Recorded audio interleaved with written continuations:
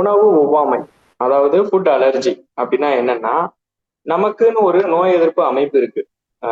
Immune system அப்படின்னு சொல்லுவோம். அதுல நோய் எதிர்ப்பு செய்யறதுக்காக சில ரசாயனங்கள், சில புரதங்கள்லாம் இருக்கு. அதை நம்ம என்னன்னு சொல்லுவோம்னா ஆன்டிபாடி அப்படின்னு சொல்லுவோம். இப்ப சாதாரணமா ஒரு நோய் உருவாக்கக்கூடிய ஒரு விஷயம் நம்ம உடம்புக்குள்ள வருதுன்னா, நோய் எதிர்ப்பு சக்தி மூலமா அந்த அமைப்பு மூலமா இந்த ஆன்டிபாடி அப்படிங்கிறது அதை போய் அடிக்கும்.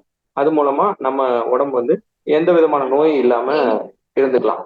ஆனா சில நேரங்கள்ல நம்ம அன்றாட வாழ்க்கையில சாப்பிடக்கூடியதோ இல்ல நுகரக்கூடிய பண்டங்கள் கூட மிக அதிகமாக உணர்ந்து அது மூலமா ரொம்ப அதிகமா வேலை செய்ய வேண்டிய சூழல் இருக்கும். அந்த மாதிரி நேரங்கள்ல என்ன ஆகும்னா ஒவ்வாமை அப்படிங்கிறது. இந்த ஒவ்வாமை அப்படிங்கிறது ரொம்ப சாதாரணமான ஒரு அறிகுறியில இருந்து மிக மோசமான அறிகுறி வரை கூட போகலாம்.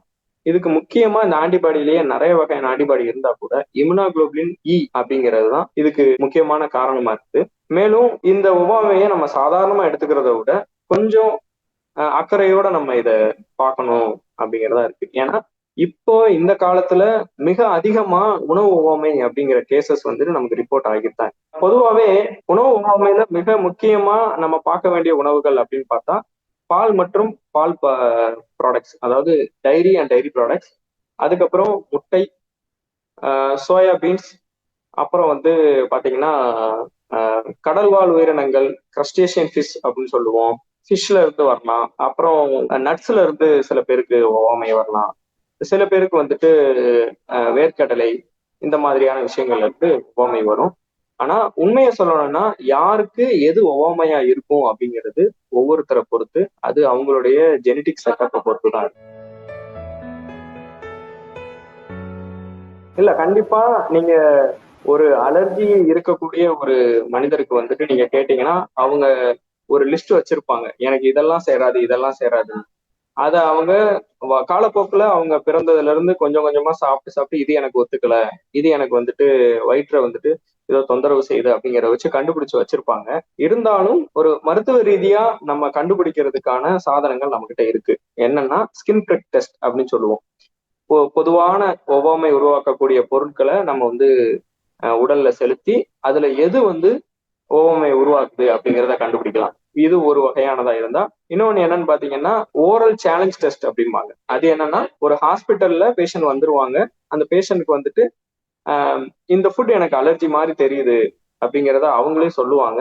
அதை வச்சு நம்ம என்ன பண்ணோம்னா அதுலயே ரொம்ப கம்மியான அளவு சாப்பாடை கொஞ்சம் அவங்க வாயாலேயே சாப்பிட வச்சுட்டு அதுக்கப்புறம் அது ரியாக்ஷன் ஆகுதா இல்லையா, அவங்களுக்கு எதுவும் தொந்தரவு பண்ணுதா அப்படிங்கிறத வச்சு நம்ம கண்டுபிடிக்கலாம். மூணாவது விஷயம் அப்படின்னு பாத்தீங்கன்னா அத அந்த உணவை 2 வாரம் சுத்தமா எலிமினேஷன் டெஸ்ட் அப்படின்னு சொல்லுவாங்க. அது எப்படின்னா ஒரு உணவு வந்து கண்டிப்பா அலர்ஜி இருக்கு அப்படிங்கிறத கண்டுபிடிச்சிட்டோம்னா அந்த உணவை ஒரு 2 வாரத்துக்கு நிறுத்தி வச்சுட்டு அதுக்கப்புறமா திருப்பி ஆரம்பிச்சோம்னா அதே மாதிரி தொந்தரவு வருது அப்படிங்கிறத நம்ம பார்த்தோம்னா ஓகே இந்த உணவு தான் கண்டிப்பா அலர்ஜிக்கு காரணம், ஒவ்வாமைக்கு காரணம் அப்படிங்கிற இப்படி சில விஷயங்களை வச்சு நம்ம கண்டுபிடிச்சிடலாம். ஒரு உணவு ஒவ்வாமைங்கிறது நான் முதல்லயே சொன்ன மாதிரி தான். சாதாரண ஒரு அறிகுறியில இருந்து இறப்பு வரைக்கும் கூட ஒவ்வாமையால உருவாக்க முடியும்.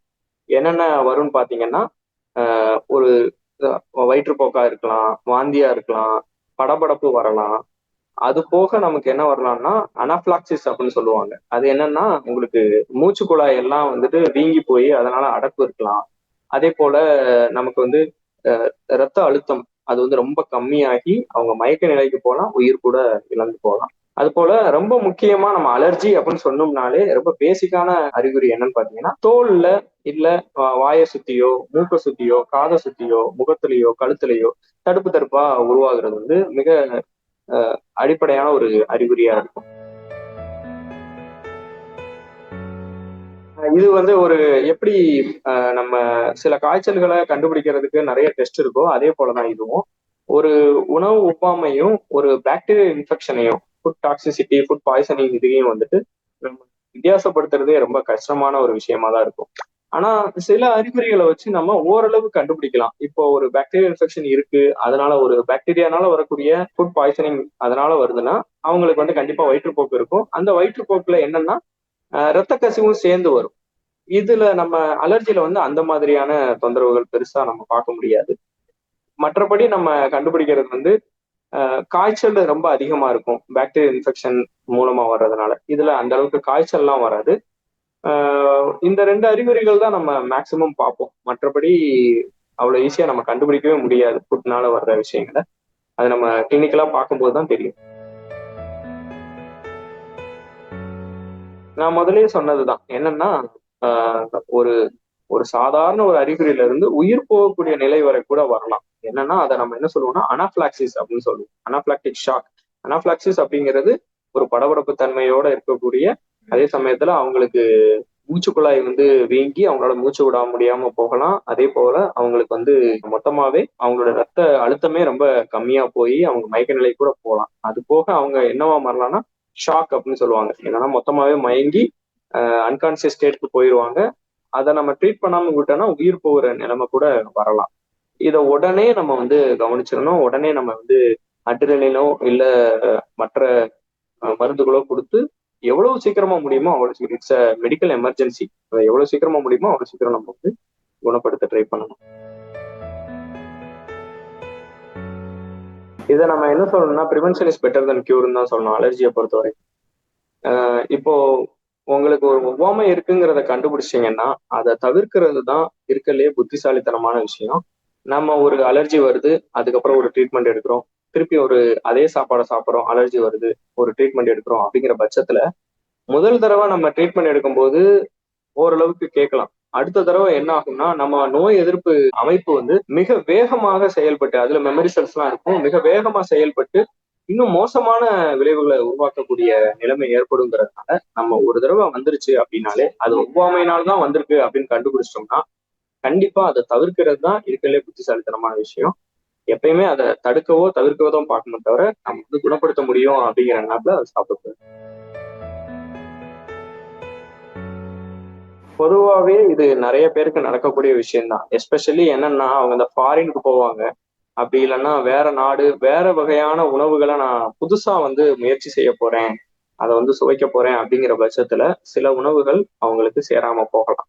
அதை எடுத்த உடனே இதெல்லாம் தான் அறிகுறிகள் அப்படிங்கிறது மக்களுக்கு தெரியணும். இப்ப வயிற்றுப்போக்கோ இல்ல வயிறு ஒரு மாதிரி தொந்தரவு செய்யறதோ, வாந்தி வர்றதோ, இல்ல மூச்சு திணறலோ இந்த மாதிரியான விஷயங்கள் வரும்போது ஓகே நம்ம வந்து ஏதோ ஒண்ணு தேவையில்லாதது சாப்பிட்டுட்டோம், நம்ம உடம்புக்கு தேவையில்லாத சாப்பிட்டுட்டோம் அப்படிங்கிறத அவங்க புரிஞ்சுக்கணும். அதனால அவங்க வந்து பதட்டப்பட தேவையில்லை. முதல்ல அதை வந்துட்டு எல்லாருக்கும் தெளிவா தெரிவுபடுத்தணும். எப்படின்னா பக்கத்துல யாராவது ஃப்ரெண்டோ இல்ல வந்து சொந்தக்காரங்களோ இருந்தாங்கன்னா அவங்க கிட்ட இந்த மாதிரி ஏதோ ஒண்ணு சேரல, எனக்கு உடனே ஒரு மெடிக்கல் ஹெல்ப் வேணும் அப்படிங்கறத அவங்கள்ட்ட இன்ஃபார்ம் பண்ணணும். அப்புறமா அவங்க ரொம்ப பதட்ட நிலைமைக்கு போகாம ஒரு பிளாட்டான சர்ஃபேஸ்ல அவங்க படுத்துக்கலாம். படுத்துட்டு காலை மட்டும் தூக்கி வச்சுக்கலாம். இது அவங்களோட ரத்த அழுத்தத்தை கொஞ்சம் சீரா வச்சுக்க அவங்களுக்கு உதவி செய்யும். எவ்வளவு சீக்கிரமா அவங்களுக்கு ஒரு ஹாஸ்பிட்டல்ல இருந்து ஒரு மெடிக்கல் ஹெல்ப் கிடைக்குதோ அவ்வளவு சீக்கிரம் அவங்களோட உயிருக்கு நல்லது. இதுதான் நம்ம முதலுதவி பிளஸ் அவங்களோட ட்ரீட்மெண்ட்டையும் சேர்த்தே உடனே பண்ணிடும். தடுக்கிறதுக்கு சில வழிமுறைகள் என்னன்னா முதல்ல நம்ம சாப்பிட்ற சாப்பாடுல என்னென்னலாம் இருக்கு. நம்ம சாப்பிட்ற சாப்பாடு இப்ப எல்லாமே பேக்ட் ஐட்டம்ஸ் தான் இருக்குது. நம்ம சாப்பிட்ற சாப்பாடு எல்லாமே என்னென்ன ரா மெட்டீரியல்ஸ் யூஸ் பண்றாங்க, இன்கிரீடியன்ஸ் யூஸ் பண்றாங்கிற அளவுக்கு நமக்கு தெரியுது. அப்படி இருக்கிற பட்சத்துல நம்ம என்ன பண்ணலாம்னா அந்த பேக்கேஜ்ல இருக்கிற லேபிளை வந்து முதல்ல படிக்கணும். படிச்சு இதுல ஏதாவது ஒரு இன்கிரீடியன்ட் வந்து நமக்கு ஒவ்வாமையை உருவாக்கக்கூடியதா அப்படிங்கிறத நம்ம முதல்ல பார்த்துக்கணும். அப்படி இருந்துச்சுன்னா அந்த இன்கிரீடியண்ட்டை தவிர்க்கணும், அந்த சாப்பாடை வந்து தவிர்க்கணும்.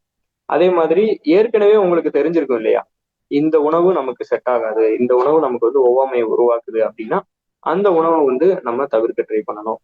ஒருவேளை நம்ம வந்து உணவு வந்து தற்செயலா நீங்க கேட்ட மாதிரி ஒருவேளை சாப்பிட்டுட்டோம் அப்படின்னா ஒவ்வாமை உருவாயிருச்சு அப்படின்னா அறிகுறிகள் ஏற்கனவே உங்களுக்கு தெரியும். ஏன்னா முதல்லயே உங்களுக்கு ஒவ்வாமை வந்திருக்கு, இது ஒவ்வாமைனாலதான் வருது அப்படிங்கிறத வச்சு முதல்ல வந்து அவங்களுக்கு உங்களுக்கு நீங்களே ஃபர்ஸ்ட் எய்ட் பண்ணிக்கோங்க. பக்கத்துல உங்களுக்கு இன்ஃபார்ம் பண்ணுங்க.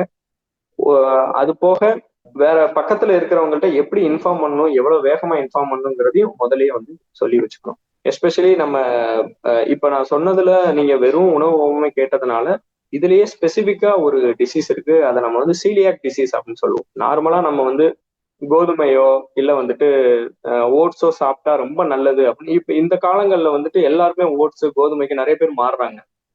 ஆனா இந்த சீலியாக் டிசீஸ் அப்படிங்கிறது என்னன்னா குளூட்டன் சென்சிட்டிவிட்டி. அப்படின்னா என்ன அர்த்தம்னா, இந்த கோதுமையிலையும் ஓட்ஸ்லயும் வெளியில குளூட்டன் அப்படின்னு ஒரு லேயர் இருக்கும். இந்த லேயர் வந்துட்டு அவங்களுக்கு வந்து அந்த கெமிக்கல் வந்து அவங்களுக்கு பெரிய ஒரு அலர்ஜியா இருக்கும். ஸோ இதை நம்ம என்ன சொல்றோம், ப்ரோ அப்படின்னு சொல்லுவோம். BROW அப்படின்னு சொல்லுவோம். B for barley, R for rye, O for oats, W for wheat. இந்த நாலுலையுமே குளூட்டன் ரொம்ப அதிகமா இருக்கும். இவங்க இந்த உணவை வந்து தவிர்த்துட்டு அரிசி சாதமோ இல்ல மற்ற உணவு வகைகளையோ பயன்படுத்துறது ரொம்ப நல்லது.